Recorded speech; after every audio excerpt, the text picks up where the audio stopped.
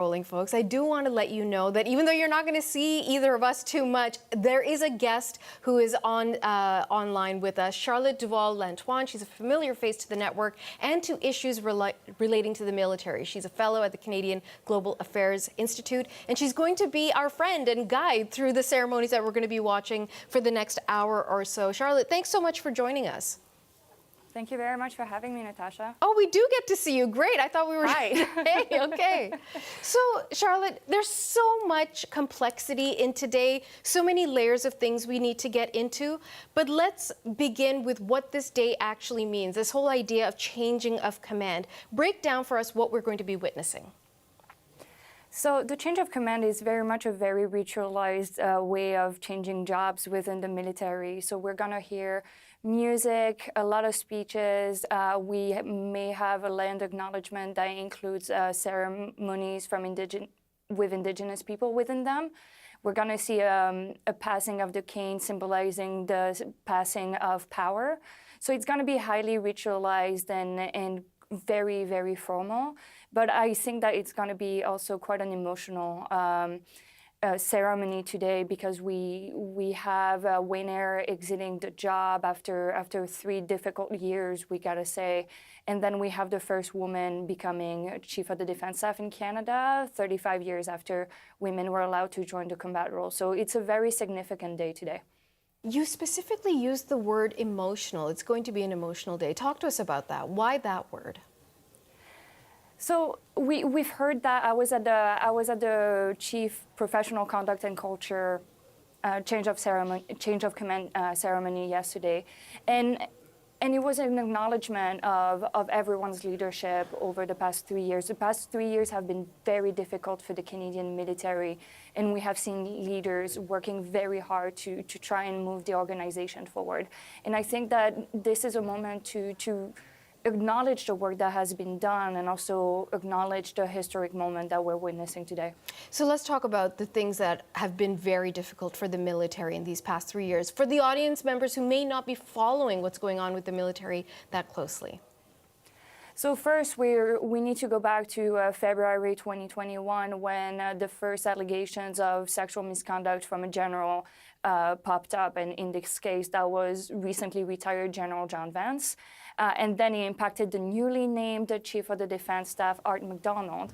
And as the military and the government were scrambling to find a replacement, recently appointed Chief of the Canadian Army, Wayne Eyre, had to step up to the plate.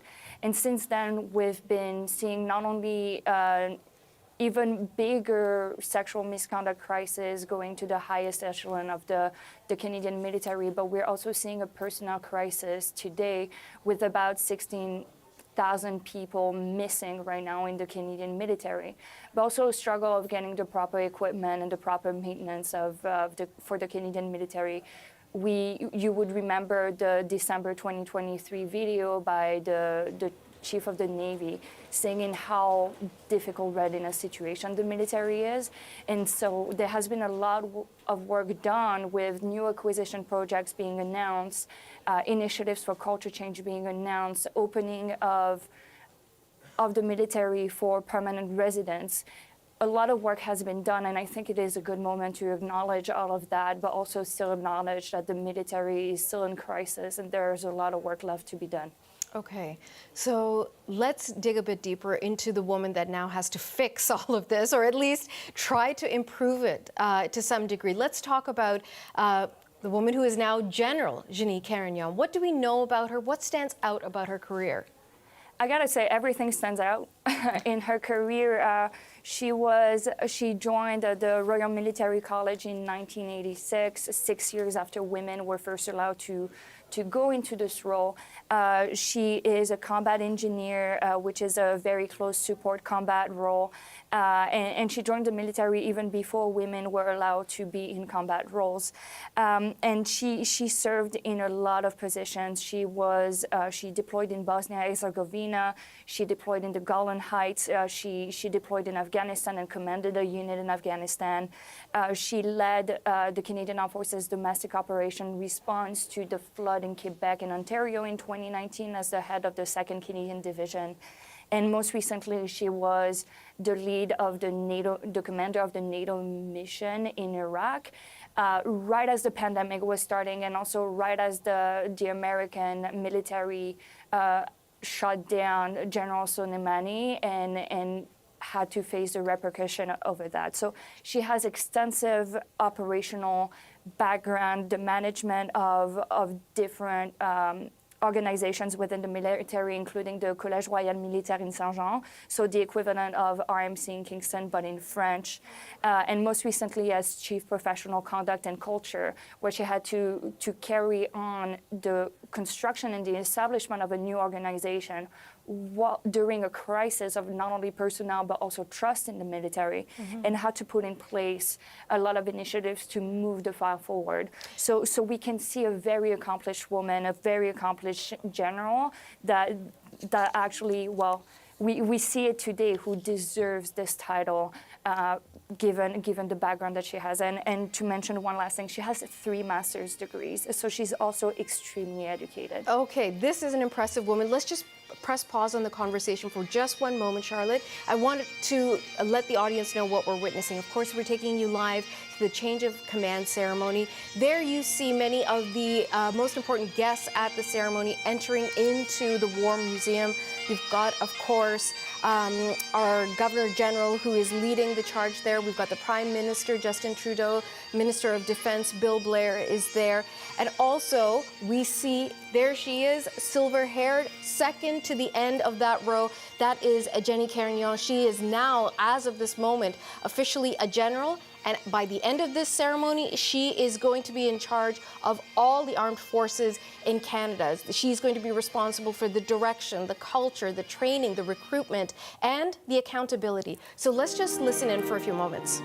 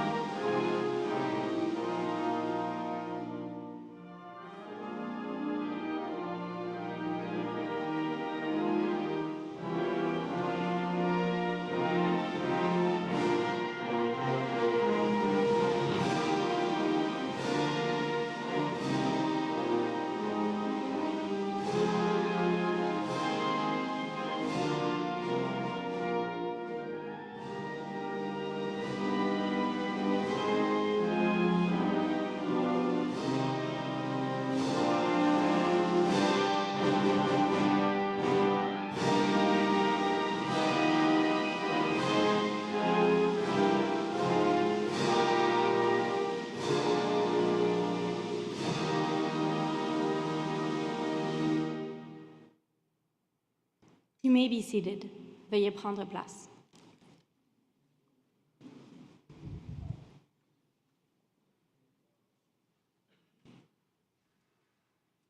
I would like to begin this ceremony by acknowledging that the land on which we are gathering today is the traditional unceded territory of the Algonquin Anishinaabe people. To my right is the Canadian Armed Forces Eagle Staff, carried by Major Dustin Lebel. Je tiens tout d'abord, avant de commencer cette cérémonie, à souligner que les terres sur lesquelles nous sommes rassemblés aujourd'hui font partie du the land that we are gathered on today is the traditional unceded territory of the Anishinaabe Algonquin people. To my right is the staff held by Major Dustin Duval. Esteemed guests, the Chaplain General of the Canadian Armed Forces, Brigadier General Guy Bellil, will now offer a spiritual reflection. L'aumônier général des Forces armées canadiennes offrira maintenant une réflexion spirituelle. The Chaplain General will now offer a spiritual reflection. Today we reflect and honor the service of our current Chief of Staff and welcome his successor. We mark the devotion, guidance, and strength General Wayne Hare demonstrated during his 3 years with us.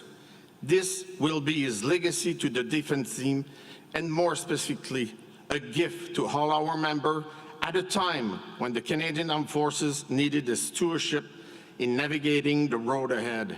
For the General here and for his leadership, we are thankful. Nous sommes reconnaissants de l'arrivée de notre nouvelle chef d'état-major de la Défense and appreciate the arrival of our new leader, General Carignan. Her expertise will help her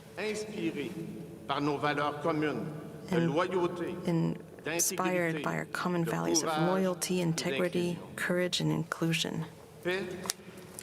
Peace, strength, and much success to both of you. Thank you.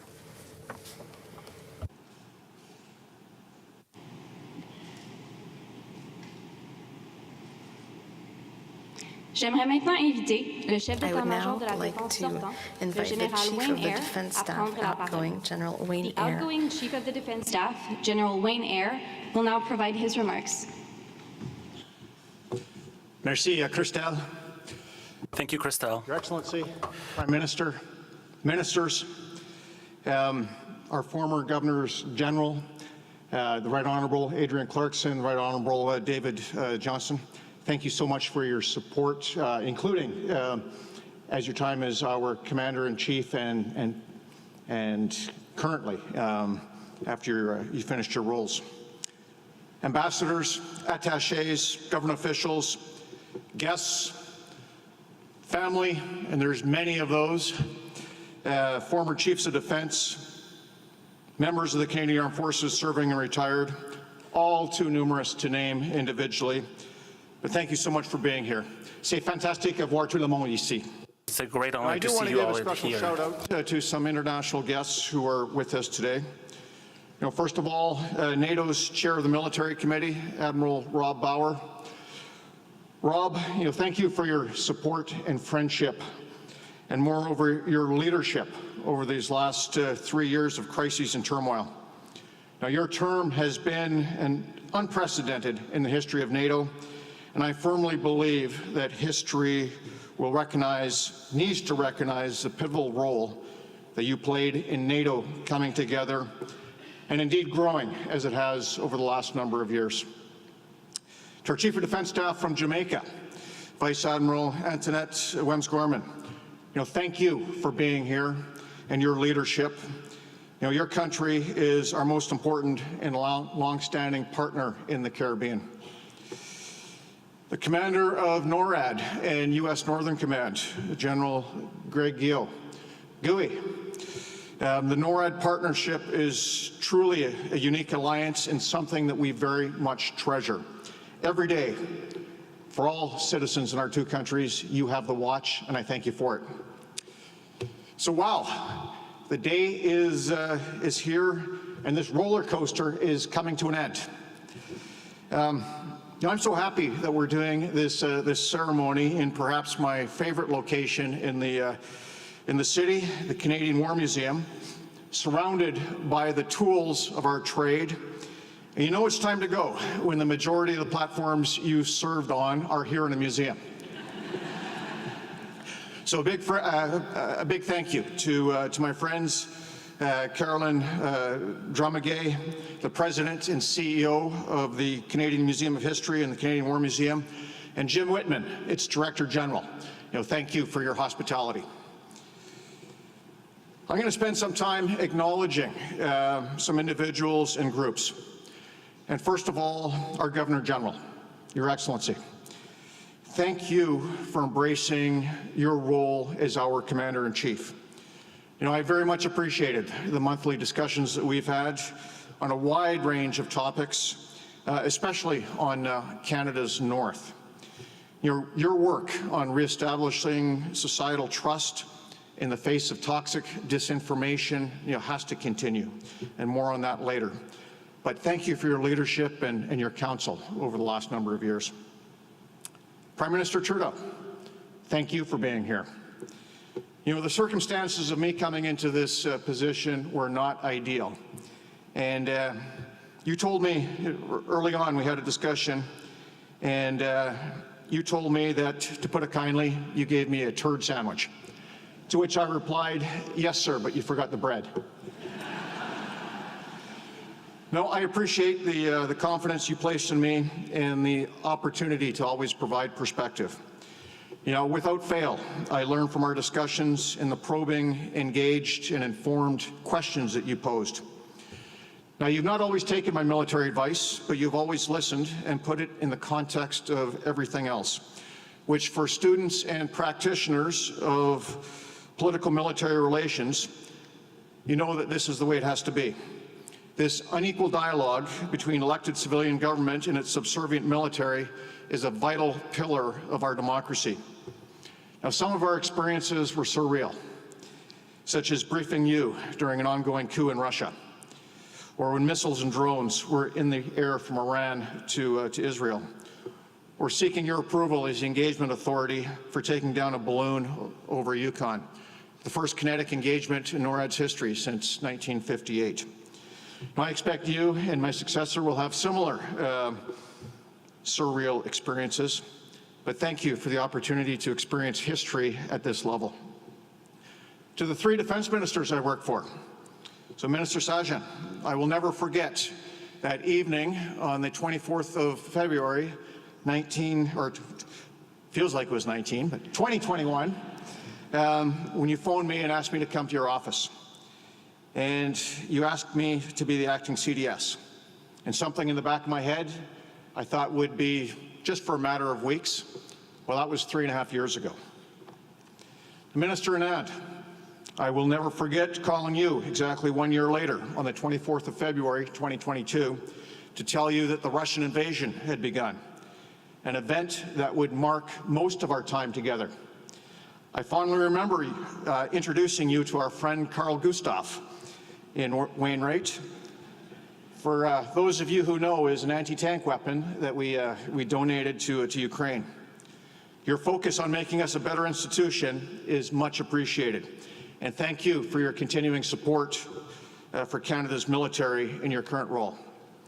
And finally, Minister Blair, thank you for your strong advocacy. You know, getting the defense policy update through the goalposts was a great achievement.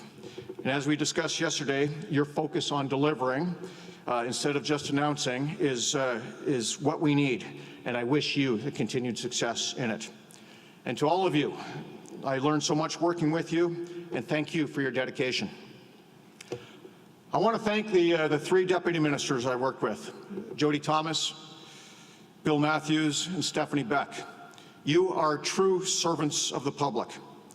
Together, knowing that there are real enemies out there seeking to do our country harm, we forged a unity of effort and purpose focused on one defense team with a common mission of delivering capabilities and readiness. You know, thank you for your steadfast advice, teamwork, and friendship. I can also say the same of all our teammates in the public service. Thank you. For the Right Honourable Adrian Clarkson, thank you for your counsel and friendship over the years, and moreover, your support and leadership as the Colonel-in-Chief of our regiment, Princess Patricia's Canadian Light Infantry. You are truly inspiring. Now, within the Armed Forces, a few special shout-outs to a number of exceptional leaders and groups. To my two command team partners as the CAF Chief Warrant Officer, Chief Petty Officer First Class Retired Gilles Gregoire, and Chief Warrant Officer Bob McCann. Vous êtes tous les deux des dirigeants exceptionnels. You are two exceptional leaders and showed how talented our NCO Corps really is. Thank you for your unfettered advice and friendship, and for your being such excellent role models. For the Vice Chief of Defence Staff, Lieutenant General Francis Allen, thank you for taking on this role and providing stability to it. I remember well our conversation when I asked you to take it on and leave your exotic foreign posting in Brussels after only 1 year. Your unwavering support, frank advice, different perspective, consistent positive attitude, and unwavering ethical standards through some tremendously challenging issues were absolutely remarkable. You know, I wish you the best as you shortly embark on your retirement as well. Pour les membres du personnel du cabinet de For the staff of the CDSO, j'ai assisté à l'arrivée I have seen 4 in the beginning of the 5th iteration of staff coming into the office, and I have been constantly blessed with amazingly talented and professional teammates, from chiefs of staff to drivers. The small team provided tremendous support to allow for the strategic command and control of the CAF. Thank you.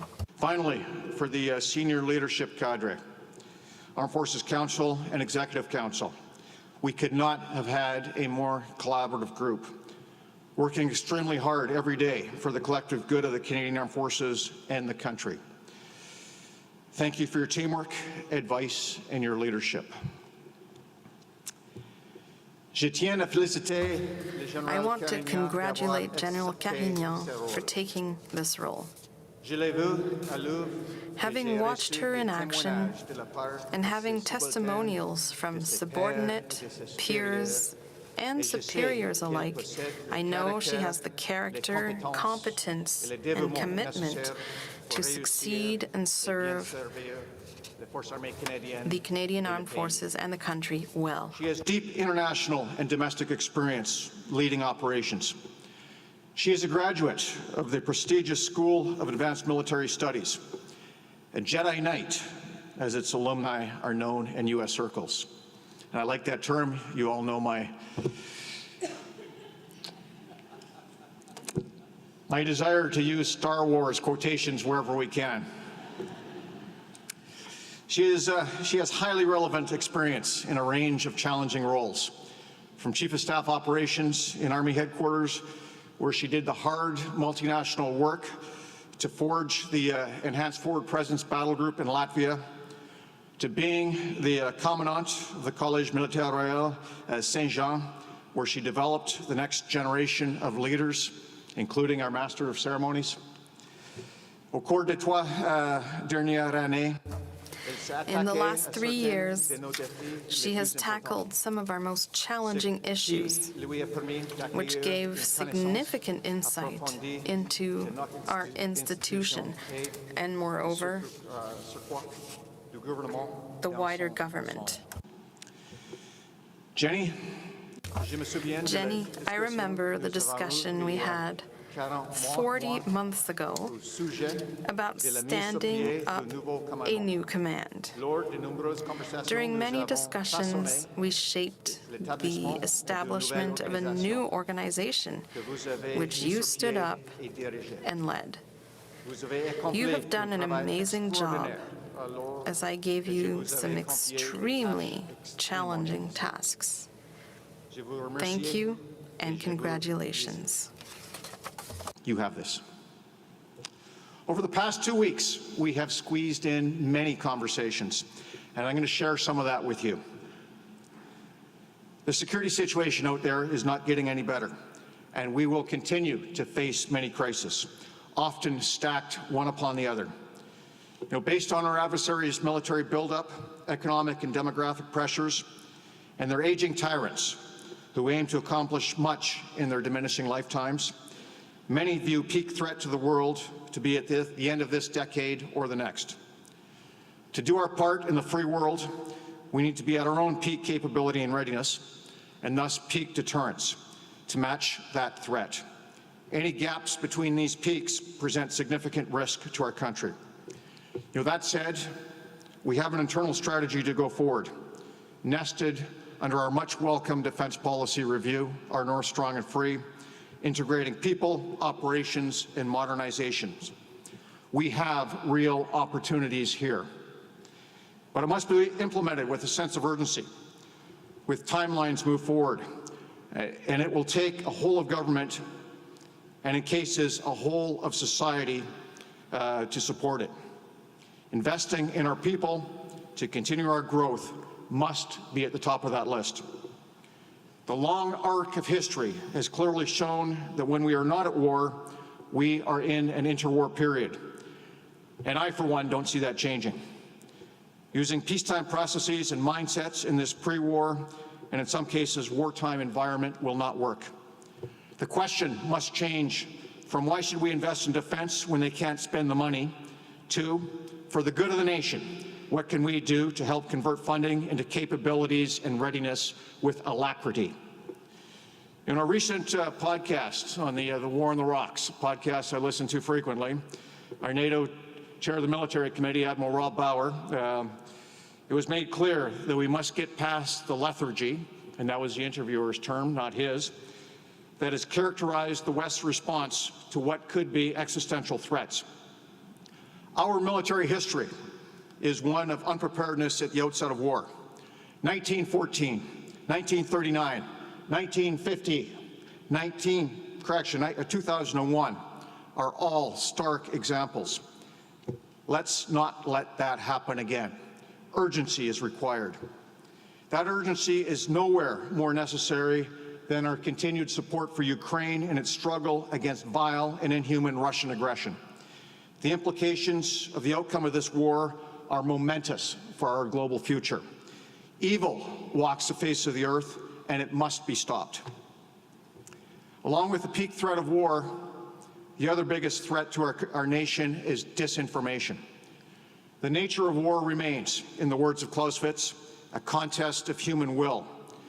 But if that will can be affected before the first shot is fired, there is winning without fighting. Our institutions of liberal democracy are under assault with a constant bombardment of conspiracy theories and lies that shape a narrative of distrust and decline. And these are created both within and outside the country. In Communist China's three warfare strategic approach, this is called cognitive warfare. Our own institution is being targeted every day as we see pro-Kremlin trolls tailoring their insidious propaganda to cause maximum harm, in many cases with fabricated personal attacks. General Carignan, you have already seen this. Even if they don't see themselves consciously aligned with hostile states, their ends are the same. And to play on a term that Lenin coined, they are Putin's useful idiots. This is a real issue that allures those who would drag us into the culture wars. That is, we can either treat people with respect and dignity, or we can be operationally effective. This is a false dichotomy. As we know, operational effectiveness is predicated on strong, cohesive teams. This disinformation will be a challenge for the country and the Canadian Armed Forces going forward. And with no clear answers for it or how to deal with it, Jenny, I know you are a fan of Marcus Aurelius, and it's wise to follow his counsel. The best revenge is to not be like that. Related to that last quote, I encourage a continued focus on character. It is so important for our institution where, arguably, our strategic failures over the last 4 decades were of character, not competence. Character must be continually developed, like daily exercise to be physically fit. Humility, collegial frankness, and the willingness to speak truth to power, even awkward truths, are part of it. Remember, ego can be the enemy. It is in times of adversity, personal and professional, that genuine character manifests. We have seen both excellent and very poor examples of that over the last several years. In the words of Adam Grant, if personality is how you respond on a typical day, character is how you show up on a hard day. We are a profession that prepares for and occasionally practices the most challenging of human endeavors, and that is war. And thus, strength of character is essential. Hard days are what we do. General Carignan, je vous ai donné assez de General Carignan, enough of my advice. You are ready for this role, and you have earned it. I am proud to pass the burden of command to you. My final thanks are for my family, strongly represented here, many coming from out west and around the world, with parents, siblings, cousins, our children, Alexander and Brianna, and especially my wife, Jennifer. I could not have done this without her. For those of you that know her, and you are many. You know just the quality of support I'm talking about. In this period of intense stress, which she shared with me, she kept me grounded. She would not hesitate to keep my ego in check. Every morning as I left, I kissed her goodbye. She would say, "Remember your why." Jennifer, you have put the Canadian Armed Forces front and center, first, for close to 4 decades. And now it is time for us. I love you.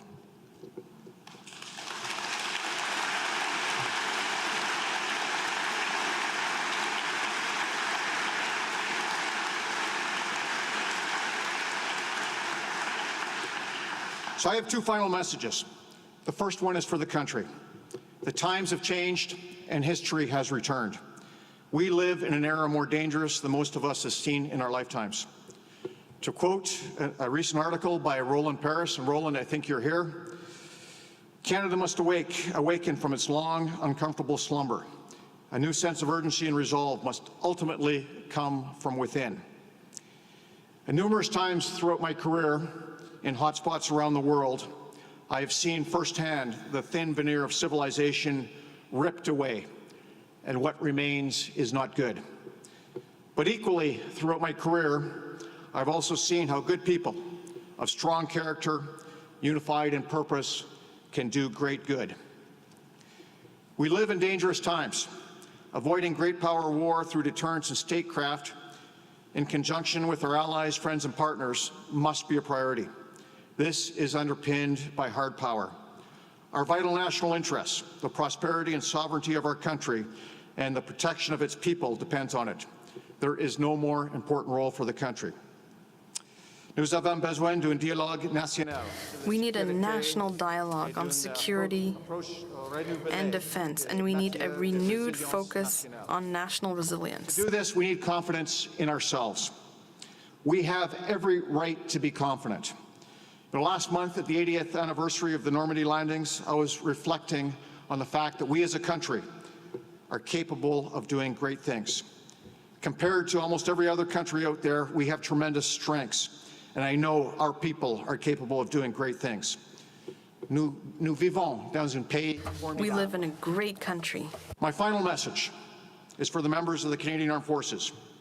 Whenever I see you in action, I am inspired. We have an institution filled with great people who have a greater purpose, which is to serve. You are part of something bigger than yourselves. You are the greatest foreign policy instrument of this country, and indeed, you are our country's ultimate insurance policy. Vous nous rendez si fiers. You make us so proud. Even if not all Canadians realize it yet, your country will be increasingly calling upon you, and I know you will answer the call of duty. Despite the challenges out there in the world and what we'll face in the darker future, I am confident that we are an institution on the upswing, and know that you will tackle these challenges with the same dedication, professionalism, and fighting spirit as those who went before you. And for those starting their careers, I am envious, for as I finished mine, I would do it all over again in a heartbeat. Now, I've sometimes joked that I was the accidental CDS, but in all seriousness, it was my honor to serve you. Thank you. Merci beaucoup.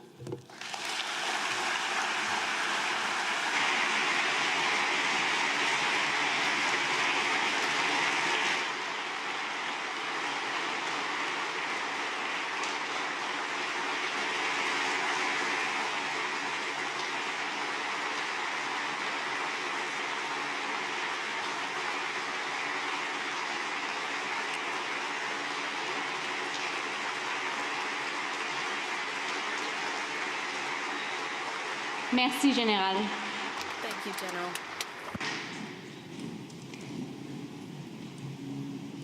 I would like to invite the Governor General, General Eyre, and General Carignan on the stage for the passing of the Canadian Armed Forces Ensign.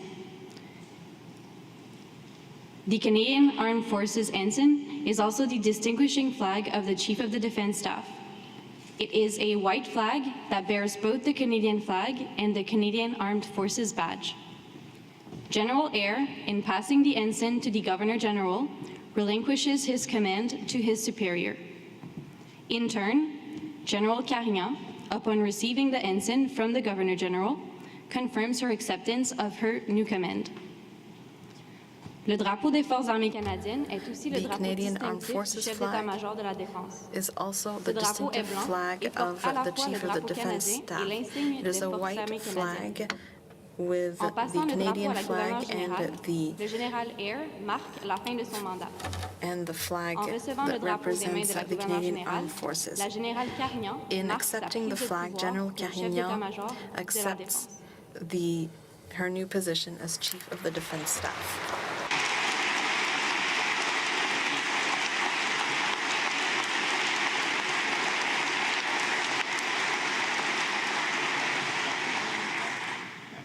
J'invite maintenant la gouverneure générale ainsi que le général Eyre et la générale Carignan à signer le parchemin officiel confirmant ainsi la passation des pouvoirs. I now invite the Governor General with General Eyre and General Carignan to sign the official scroll that authenticate the transfer of command.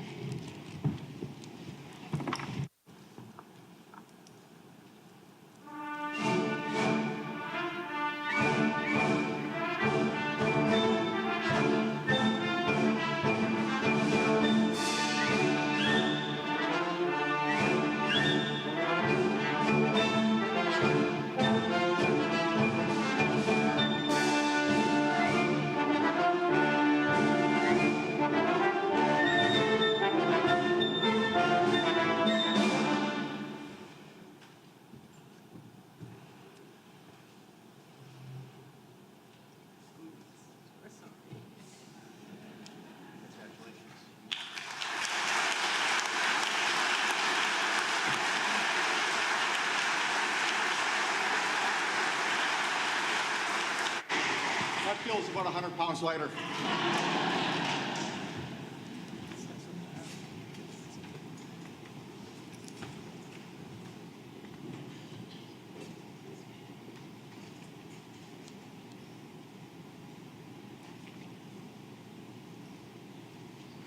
The drivers of the Chief of the Defense Staff, Corporal Maxime Kimcote and Corporal Alex Connolly, will now come forward to present General Eyre with the Canadian Armed Forces pennant. Les chauffeurs du chef d'état-major de la Défense présenteront maintenant au Général Eyre the le fanion des drivers Forces armées canadiennes. of the Chief of the Defense Staff will now present the pennant to General Eyre.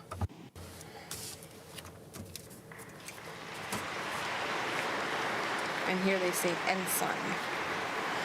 Hello, everyone. Just want to let you know that what you've just witnessed indicates that we have a new Chief of Defense Staff, and her name is Jennie Carignan. All of this is now official. We're going to be hearing from the Governor General, Mary Simon, in just a few moments. But if you're just joining us here on CBC News Network, welcome inside the CBC Newsroom. I'm Natasha Fata, and we are bringing you live the change of command ceremony in Ottawa. Bonjour. Good morning. Tungasugiti ilunasi. Prime Minister, Madame Clarkson and Mr. Saul, Mr. and Mrs. Johnston, dignitaries, parliamentarians, veterans, members of the Canadian Armed Forces, and dear guests of honor, General Eyre and General Carignan. Today, I wish to acknowledge that we are gathered on the unceded territory of the Algonquin Anishinaabe people. This acknowledgement is part of the full history of Canada, which includes Indigenous stories and voices from coast to coast to coast. As Commander-in-Chief, it's an honor for me to preside over this ceremony. As Commander-in-Chief, I have the distinct pleasure of meeting with members and veterans of the Canadian Armed Forces on a regular basis. I join you in remembrance. I celebrate your accomplishments through honors ceremonies and milestone anniversaries. I also have the privilege of meeting with members of all ranks and occupations across the country and learning more about what they do. I most recently visited troops at 9 Wing Gander, where I learned about the essential search and rescue services they offer across the region. Every member of the forces play an invaluable role in keeping Canadians safe. Today, we have a unique opportunity to thank General Eyre for his service while welcoming General Carignan as the next Chief of Defence Staff. Le General Eyre General Eyre has always been driven by the spirit of service. General Eyre, as you prepare for your retirement, I want to acknowledge your exceptional contributions as the Chief of Defence Staff.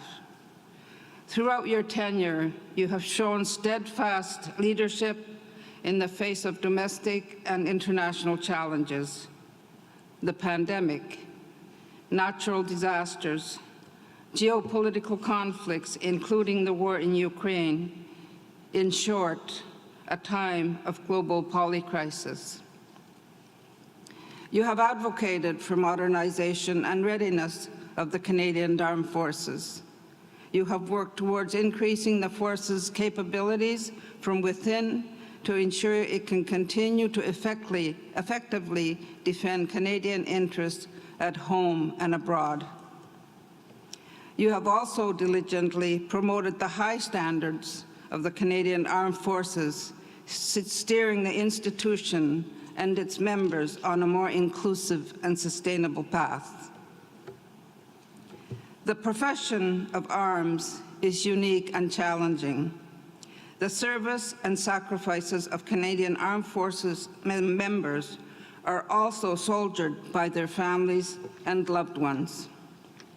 Jennifer, I wish to take this opportunity to share my profound gratitude with you for the support you've showed your husband and the wider Forces community throughout his career and most recently during his role as Chief of Defence Staff. And to General Carignan's husband, Eric, whom I understand is watching online, thank you for your continued support and that of your family. The commitment of military families and friends across Canada does not go unnoticed.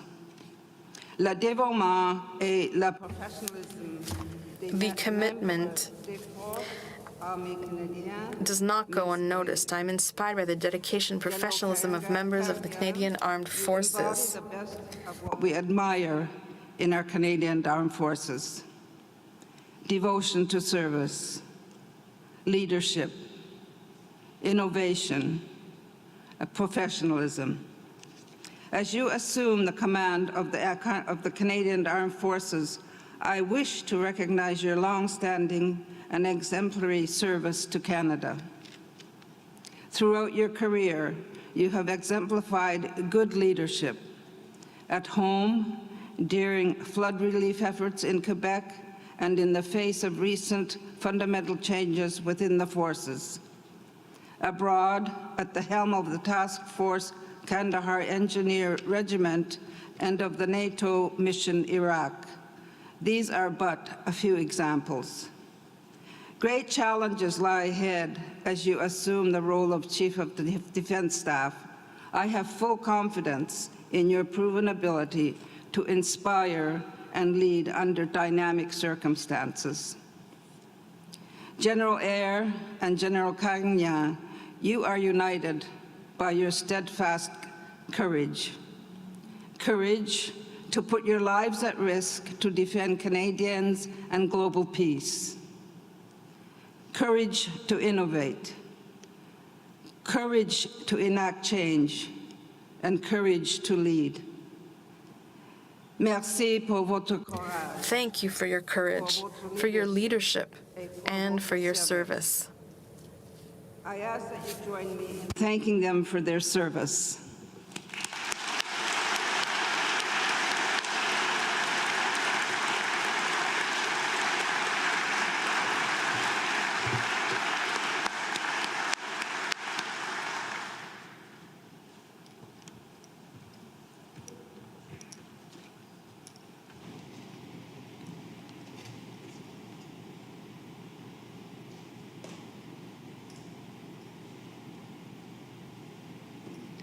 Thank you, Your Excellency. J'invite maintenant le très honorable Justin Trudeau, I now invite the Premier Right Ministre Honourable du Justin Canada, Trudeau, à prendre Prime la Minister of parole. Canada, to The Prime Minister take the of floor. Canada, the Right Honourable Justin Trudeau, will now present his remarks. Bonjour tout le monde. Hello, everyone. I'm very happy to be here, accompanied by the Governor General Mary Simon, Minister Blair, General Eyre, General Carignan, Canadian Armed Forces, Excellencies, friends, and colleagues, thank you all for joining us on this historic day. When Wayne Eyre joined the Army Cadets at age 12, I know he had big dreams, but I also know it is unlikely that he had any idea that he would one day serve as Chief of the Defence Staff of this great country. On top of that, he couldn't have predicted that he would hold this position during such a consequential time for Canada and for the world. But what the young Wayne did already know at that age was the importance of discipline, service, and leadership. Those are some of the values he exemplified throughout his outstanding career here in Canada and abroad, including in the United States, Cyprus, Croatia, Afghanistan, and South Korea. General Eyre was the first non-U.S. Deputy Commander of United Nations Command Korea in its history, and as such, he was the most senior Canadian officer ever permanently stationed in the Asia-Pacific region. Here at home, he commanded the task force that secured the 2010 G8 summit, and he commanded the military response to both the 2015 Saskatchewan wildfires and the 2016 Fort McMurray evacuation. His exceptional career as a soldier, as a commander in combat arms, and as a senior leader has earned him awards for meritorious service from Canada and from some of our closest allies and partners like the US, France, and South Korea. His decorations include the Commander of the Order of Military Merit, the Commander-in-Chief Unit Commendation, the Chief of the Defence Staff Commendation, and many, many, many others, a number of which should also have been awarded to Jennifer for her service. General Eyre, Wayne, you have always put the brave women and men of the Canadian Armed Forces and the safety of Canadians at the forefront of your priorities. We will always be grateful for your service, always, and I will particularly be grateful for your advice and counsel, always thoughtful and true. You referred to the complicated moment in which you became CDS. I have absolutely no doubt that in that case, the universe unfolded as it should. And you were the exact right person to help lead Canada through incredibly difficult times these past 3.5 years. And on behalf of all Canadians, thank you for all that you've done in leadership and in service.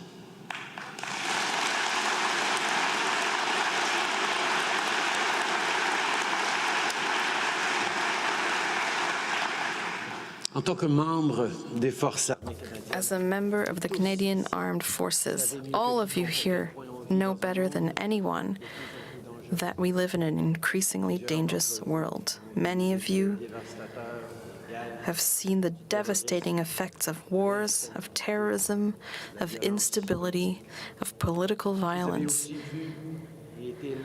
You've also seen, and you were there to help Canadians deal with the consequences of climate change, like forest fires and flooding. This time of uncertainty means that we continue to need strong and responsible leadership.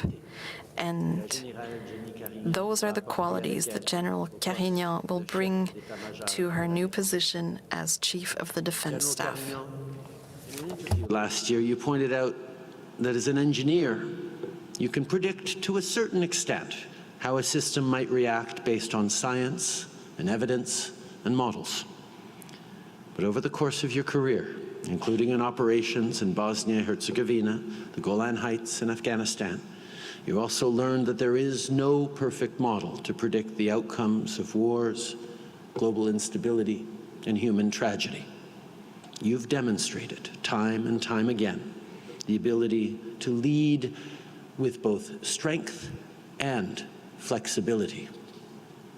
In Afghanistan, you were deployed to head the Task Force Kandahar Engineer Regiment. In Iraq, you led NATO Mission Iraq to help strengthen Iraqi security institutions and forces to fight terrorism and stabilize the country. Ici au Canada, une des premières fois qu'on... Here in Canada, one of the first times we met, we were piling up sandbags to help people in Gatineau during the flooding in 2019, just on the other side of the river. How we always have to be ready in the face of uncertainty. You are humble, yet ambitious for our forces and for Canada. You've shown a tremendous sense of agility, vision, and courage as Chief of Professional Conduct and Culture. And one of the reasons you were successful in this position is that you understood that change was not necessary for the sake of change itself. It was necessary to make the Canadian Armed Forces stronger for the future. And of course, one of the most important things we can do to continue growing the forces ever stronger is to put someone of your caliber in the top job. En parlant de rendre nos forces armées encore plus fortes pour l'avenir. And speaking of strengthening the armed forces, last week at NATO, I announced our plan to attain the 2% of GDP objective. $75 billion in defense spending. Canada is now among the top 5 NATO allies when it comes to absolute spending increase on defense. By the end of this decade, we're on track to almost triple our defense budget. General Eyre has played a central role in our recent efforts to modernize and strengthen our military. By increasing our defense spending to 2% of GDP by 2032, we're building a stronger, more capable, more resilient Canadian Armed Forces that can protect our sovereignty and that of our allies in a changing world. And General Carignan is without a doubt exactly the right person to continue to deliver on increased defense investment. We are focused on getting all of you who serve the tools and resources you need to protect Canadians and to protect our values. Canada has the best soldiers in the world because of your strength, your resilience, your skills, but most of all because you not only strongly believe in the ideals that make our country so great, you dedicate your life and your service to them. General Carignan, you were the first woman in Canadian Armed Forces history to command a combat arms unit. Now you...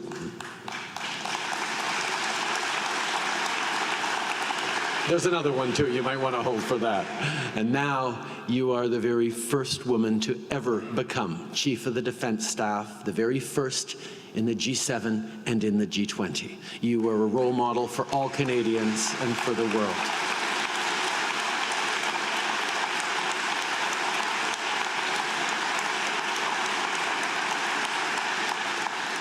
In these ever so challenging times, we must remember that strength, resilience, and optimism are always going to be the best way forward. Le monde traverse une période de turbulence. The world is going through turbulent times. And and each and every one of you and General Carignan, heroes like General Eyre, leave a culture that is always more ethical, which means that the Canadian Armed Forces and all Canadians are in good hands. Thank you.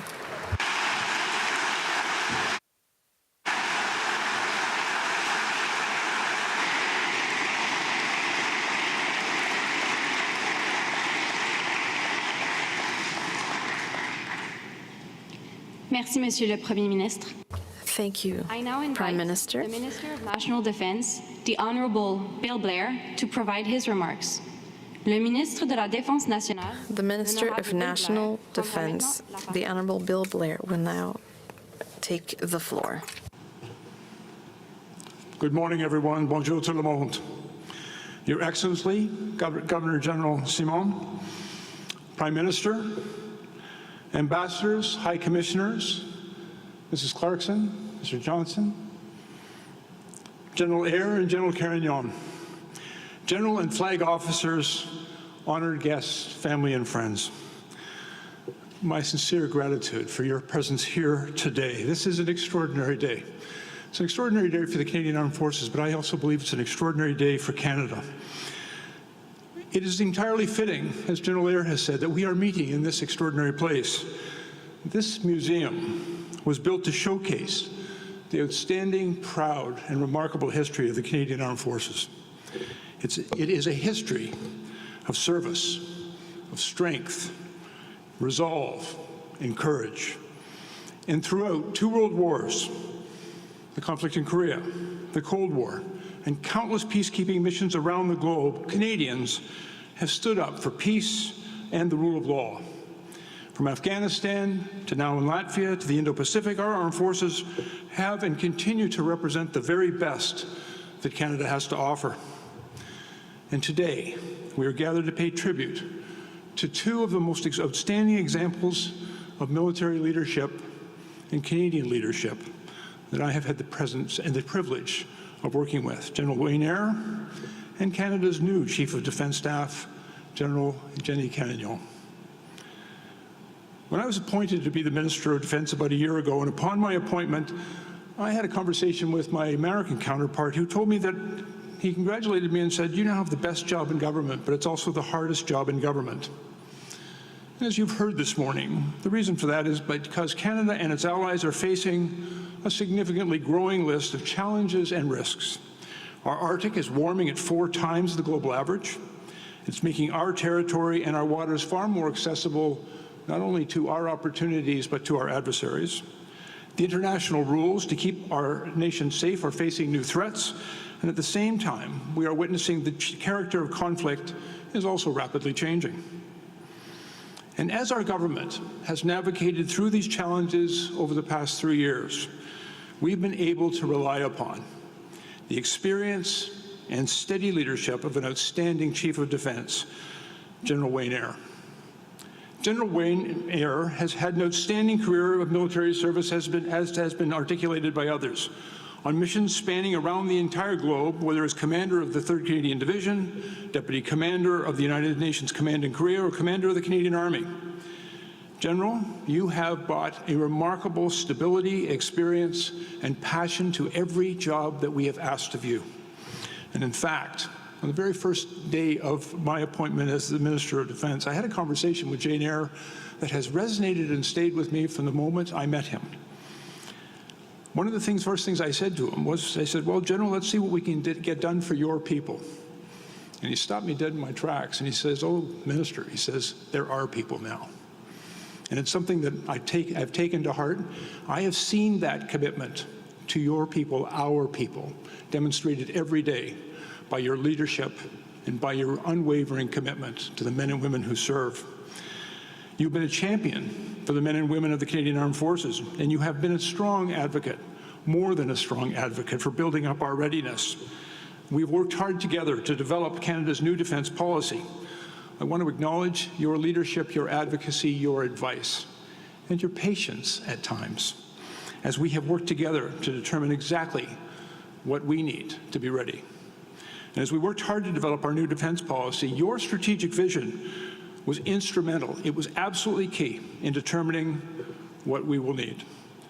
I want to take this opportunity to offer my very sincere thanks to your leadership, your friendship, and your patience and your advice. I believe that the Canadian Armed Forces is on an upward trajectory, and you have set us on a strong foundation for all the work that is before us.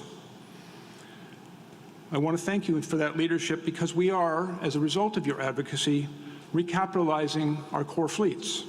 We're boosting Canada's national and global presence by leading the NATO Brigade in Latvia. You and I have visited that together. It was a proud moment for Canada and will be continued to be a proud moment because of all of your hard work. We've deployed our warships in Europe and the Indo-Pacific, and we're equipping and doing very important work in helping the Ukrainians with the skills that they need to win. And I believe through your leadership, we have been building a stronger and more capable and better prepared force. We clearly have a lot of work to do, but you have set us on a path that I believe must inevitably lead to a brighter, stronger future. General Eyre, you are clearly leaving the armed forces in a better place. And on behalf of all Canadians and all of us who've had the privilege to work with you, I want to thank you for your service to our country. And one of the things I also know is that a commitment of lifetime of service carries with it many burdens. And often those burdens are carried by family.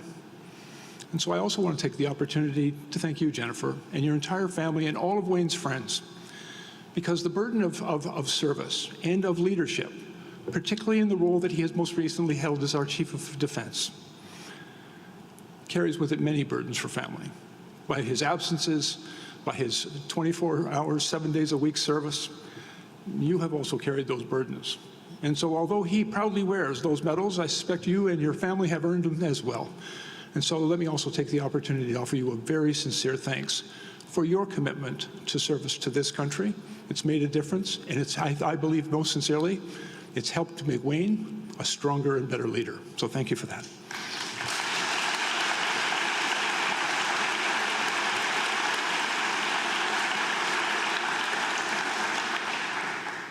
As Wayne himself and others have spoken about, the demands on the Canadian Armed Forces are growing.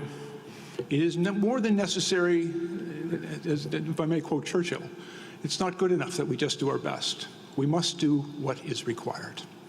General Eyre has set us on that path, but he has also demonstrated to us very clearly that strong leadership for the Canadian Armed Forces for the future is also essential. I often reflected, as I had the opportunity to work next to General Eyre and his team, that he was truly a leader of leaders. And I have also witnessed the hard work that he does to make sure that his leadership team is strong and ready as well. And I believe that contribution has led us also to this day, with the appointment of General Jennie Carignan as Canada's first woman and our newest Chief of Defence Staff. Congratulations, General Carignan. In her 35 years of service to Canada, General Carignan, as you've heard, has commanded 2 combat engineer regiments and led more than 10,000 soldiers in the 2nd Canadian Division. And from 2019 to 2010, she led NATO mission in Iraq, strengthening Iraq's security forces to fight terrorism and deliver stability for the Iraqi people. And most recently, she has taken on one of the greatest challenges of the Canadian Armed Forces and served as our first Chief of Professional Conduct and Culture. And in this particular role, General Carignan has led the charge to build a more inclusive institution and to implement external recommendations to ensure that we better support all of the men and women who serve in the Canadian Armed Forces. General Carignan has a proven track record of excellence, and it demonstrates exactly the type of leadership that this institution will need in the challenging future ahead. And at this pivotal moment in our national security, we clearly have some very important work to do. We must build up our military capabilities with the sense of urgency that has been shared with you today. We must strengthen the foundations of our institutions, and we must create a Canadian Armed Forces that is supportive of all the men and women who make that important choice to serve their country, and we must also be there for their families. General Carignan, I'm very much we're looking forward to the opportunity to work with you to deliver on the new capabilities that the Canadian Armed Forces require. I am very confident that you will remain the strong leader in our work to build a more inclusive institution, and I am equally confident that we will build back our numbers by doing things differently, by embracing innovation, and to demonstrating to Canadians that there is a remarkable and brilliant future available to them in the service to their country. Honored guests, Canada is fortunate. All right, folks, we're going to continue to monitor the events at the change of command ceremony, but we do need to take you to Ottawa now with our colleague David Cochrane, who has some breaking news to tell us. David, if you're with us, what have you got, sir? Yeah, Natasha, I can tell you that Seamus O'Regan, who is the Labour minister in this government, is resigning from cabinet today and will not seek re-election in the next election. He is, of course, a Newfoundland and Labrador MP who represents the riding of St. John's South Mount Pearl. And he is submitting his resignation today for personal and family reasons. He is not resigning as the Member of Parliament. This will not trigger or force a by-election. He is staying on as a politician for the time being. But Seamus O'Regan does not intend to run again in the election widely expected to be in the fall of 2025.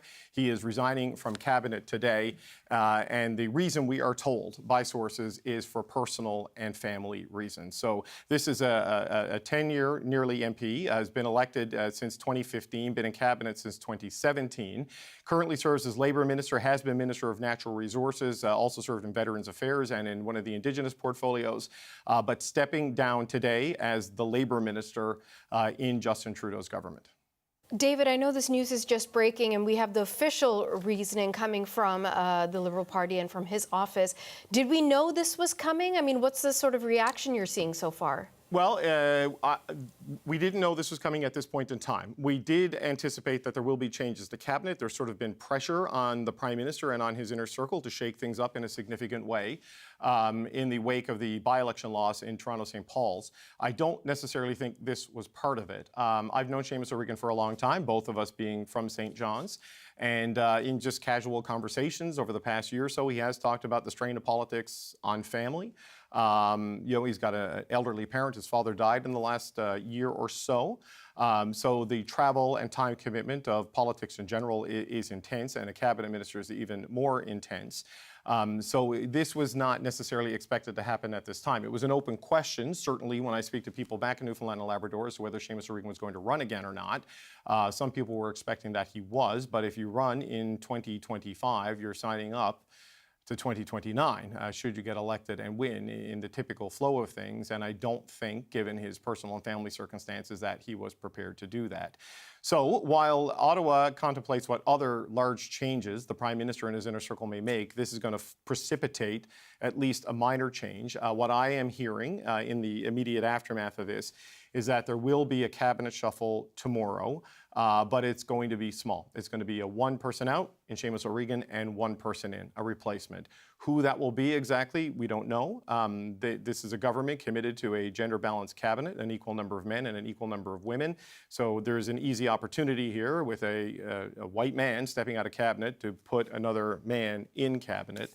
So the question is, what does the government do there? I mean, there are people like Talib Noor Mohammed, in British Columbia, a Vancouver MP, who has been a proxy for the government in appearing on shows like this one and sort of defending government positions. You have people like Cody Blois, if you want to stay in Atlantic Canada, who is the chair of the Atlantic Caucus. It is unlikely, in my sense, to be a Newfoundland and Labrador MP. There is still a Newfoundland and Labrador cabinet minister, even with Seamus O'Regan's resignation. There were two cabinet ministers, him and Goody Hutchings, who represents the west coast of the island and serves as the Minister of Rural Economic Development. Another name to watch would be Steve McKinnon, who has been filling in as the House Leader for the government while Karina Gould was off on maternity leave. Karina Gould is back. She is expected to go into that role, but Steve McKinnon is well thought of, one of the people who wasn't in cabinet for a number of years, who a lot of people thought should have been in cabinet, got his chance to fill in as House Leader. There's now an opportunity here for him to stay in the Prime Minister's inner circle. But all the indications I have right now, Natasha, is that you're going to see a one-for-one replacement tomorrow, not the large, renewing, government-changing, new agenda-setting cabinet shuffle that many people inside the Liberal caucus have been saying this government needs after a year of tough polls and a big by-election loss in Toronto. Okay, lots to watch for in the hours ahead, but really for tomorrow as well, and who's going to take on the portfolio of Labour for the federal government. David Cochrane with that breaking news from Ottawa. Thanks so much, sir. Thank you. Okay, friends, let's go back to the War Museum, where we are now hearing from the new Chief of Defense Staff Commander. This is Jennie Carignan. You have led by example through your integrity, your courage, and your resolve.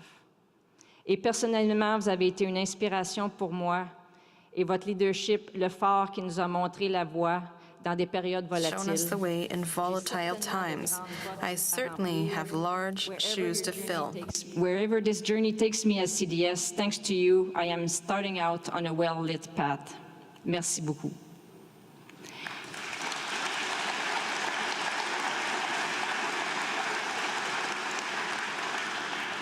Au cours des dernières semaines, beaucoup de gens m'ont demandé comment je me Over the sens. past few weeks, many people have asked Over me the how I past few feel. weeks, many people have asked me how I feel.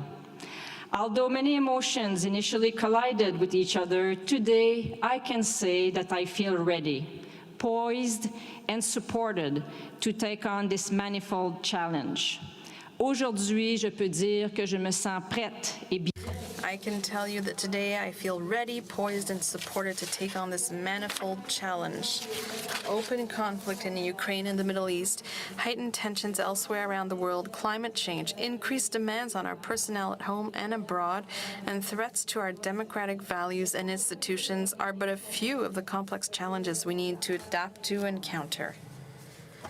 The past 38 years, every experience and opportunity I've been offered, along with the teams and individuals I've had the privilege to work with, have had a formative impact on me and allowed me to develop, grow, adapt, and learn in various situations.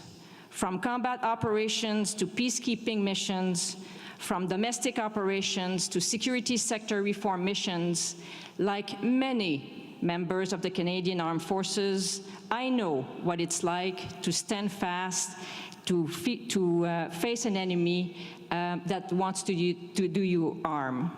But I also know what it feels like to be safe within your team because we trust each other with our lives. This is really the essence of what we are about, which is building strong teams who can not only face very difficult situations, but also can come back healthy from doing this work. Toutes ces expériences m'ont bien préparé pour. These experiences have prepared me well for this role, and I am very grateful for this opportunity to serve my country and build on the work of my predecessors. Colonel de Torcat, leaders are first and foremost builders who know that nothing significant happens on this earth without a little bit of love. He was French, we have to understand that. Well, I love this institution, what it stands for, and its fundamentally important mission for Canadians. I love the people who serve generously and passionately day in and day out. I love the values we uphold and what we are about, which is standing on guard for thee, Canada. Uniformed members and civilians who serve on our great defense team alike. Nous faisons face à plusieurs défis internes, tels.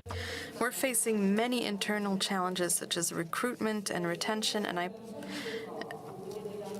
we've focused a lot of effort on these challenges. We continue to make them a priority. As the head of the profession of arms, professional conduct and serving with honor will continue to be at the heart of what we do. We face and what we need to do to address them. We will continue tackling them with courage, transparency, and determination. Thanks to my predecessors, much change is already underway. Many new improvements in supporting and leading our people have been implemented, improvements that are directly contributing to a transformation of the environment in which team members operate, can grow, and thrive. At the same time, we are acquiring new critical capabilities. The construction on the production test module for the Royal Canadian Navy's first New River-class destroyer has begun. The Air Force will take delivery of its first new fighter jets in the coming years, and efforts to modernize our continental defense system are underway. Nous contribuons aussi à la défense de l'Europe. We're contributing to Europe's defense by leading NATO's multinational battle group Latvia, which is growing to become a brigade. These are but a few examples of the ongoing transformations taking place across defense. I feel ready, but I also feel very well supported, whether it is across town here in Ottawa or more broadly within defense. I am absolutely blessed to have Stephanie Beck as my partner to tackle the intricacies of the department. Welcome back, Stephanie. Where are you? Welcome back, Stephanie, and thank you for accepting this very important role. I look forward to working with you. To our incoming Vice Chief of Defense Staff, Lieutenant General Steve Kelsey. Steve, I'm looking forward to working with you, and once more, because we'll have a chance to finally work on all these problems we have been complaining about a few years ago. Absolutely delighted to team up with you again. L'adjudant-chef des Forces armées canadiennes, adjudant-chef. Chief Warrant Officer McCann, it is a pleasure and a privilege to get together again as command team partners. Respect for and confidence in our formidable combined team of general officers, flag officers, and assistant deputy ministers. Many of us will be taking on new roles, and I'm very much looking forward to working together. To all CAF and National Defense Public Service employees, I am thankful to count you as valued members of the defense team. Regardless of what your role is and where you are in the organization, every action you take is important. Everyone matters. You are all important to the mission. Together, we can move mountains. Au cours des dernières années, j'ai eu la Over the past few years, I've had a front row seat to the amazing collaboration within the government. A team of highly professional deputy ministers who clearly understand that the solution to very complex global problems we are facing are rarely answered by one department only. All our colleagues from CSC to CSIS, RCMP, emergency preparedness, global affairs, immigration, health, public safety, transport, finance, the Privy Council Office, and Treasury Board. I'd like to give a special shout out to the Clerk of the Privy Council, Mr. Hannaford, John, for orchestrating this flurry of collaborative work. I'm looking forward to partnering with you all to navigate this challenging world. You'll be instrumental in your roles. To our international partners, and more specifically our close ally, the United States, whether it is through our combined approach to continental defense via NORAD, through NATO, alongside our Five Eyes partner, collaboration is so key to ensuring our collective security. I am also looking forward to working with you, General Bauer, General Guillot, Vice Admiral Wemyss Gorman. Thank you for being here today. Enfin, à ma famille. Finally, to my family, who is watching virtually, I believe, and who give meaning to everything I do, thank you for your unconditional support.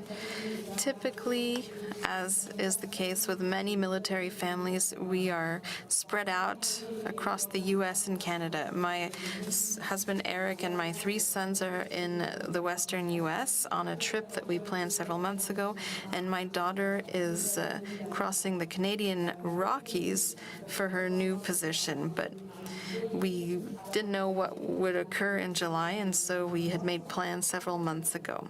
So we adapted, which is what military families are such experts at. We have to see things as they are and not as we would like them to be. To Eric, my partner, for the past 33 years, thank you for being there. Before I believed in myself, you believed in me. Thank you for your support, your patience, and your strength. I couldn't do this without you. To my children who believed in their nomadic parents, we moved you to several different places across Canada and the United States, and everywhere you're able to thrive. Thank you for being who you are. You are my inspiration.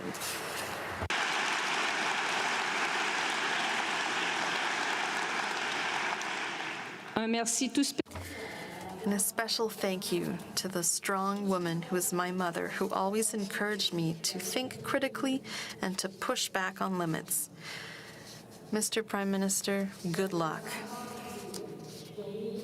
I can still hear her say, Jenny, you know, we never improve the world without knowing that sometimes it's necessary to defy the rules. To my brother and sisters who are represented here by Jonathan and his wife Ellen, thank you for your encouragement, interest, and support over the years, and thank you for still being here today. On my tenure as your Chief of Defense Staff with confidence. Confidence in our team, in our partners, and in Canadians. We've got this. My expectation of you as CDS is straightforward: to always do your best, to stand shoulder to shoulder and work together, and to be an influence for good within our institution, across our country, and around the world. My promise to you in return is that I will always do the same. I thank you for your trust and look forward to what the future brings. Bravo Zulu, let's get back to work. Miigwech, thank you, merci.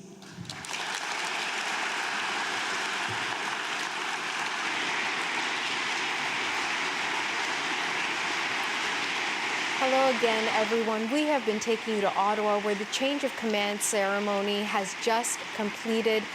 On your screen right now is Canada's new Chief of Defense Staff. She is now a General. Merci, Jennie Carignan now holds one of the most important titles in the country. She is in charge of all of the armed forces. She has accepted the role.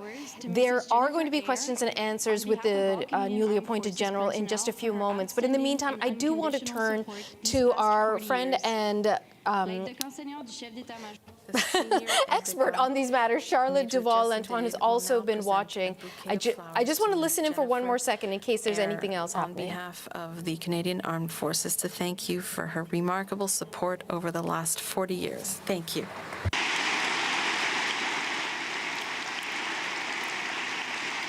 That is the outgoing Chief of Defense, Wayne Eyre's wife, receiving flowers, as she probably should. This is a huge toll that the individual doesn't just take on, but their whole families as well.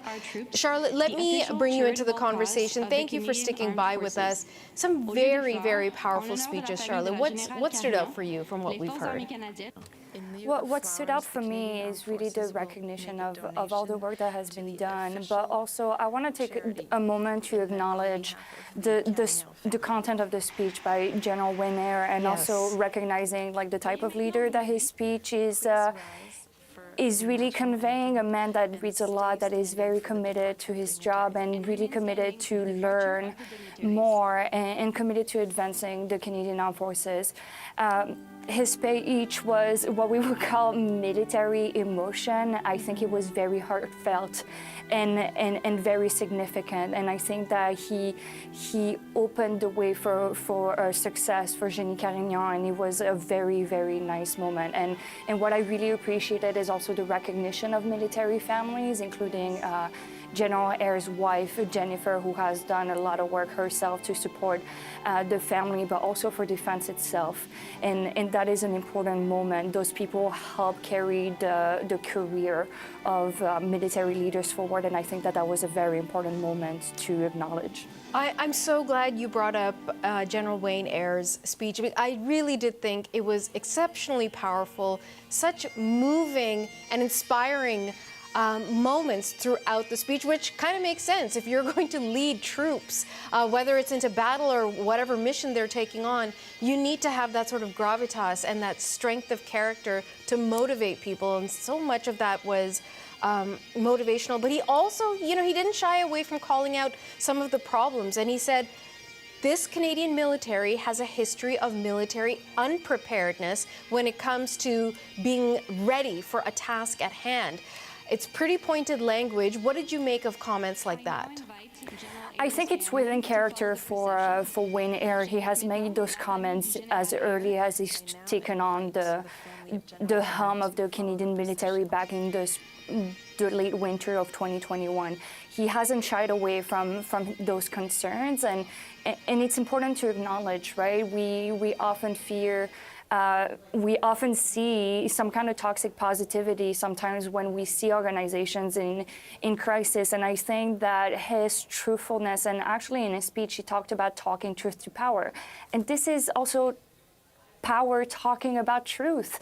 And I think that that was very, very important. And I gotta say, as someone that has met General Eyre many times over the past 3 years, it really reflects the person that he is in private as well. Today's story is so much about Jennie Carignan, but it has also been so much about him. He said something that moved me so deeply, Charlotte, because something my dad used to say all the time: ego can be the enemy. And he was saying that in reference to the military, that there have been strategic failures, but not of competence and ability, but of character. Dig a bit deeper into that comment for us. Well, I think that this is what we actually saw during the sexual misconduct crisis of 2021. The people that were accused of sexual misconduct are not poor performers or poor operators within the Canadian military. They did their job actually pretty well. But there has been an issue of whether their character and their behavior actually reflected the values and the ethos of the Canadian military. And oftentimes we see the pushback against allegations of misconduct with, well, I was a good performer, so I could not be a person that does bad behaviors. And I think it is an important distinction to make.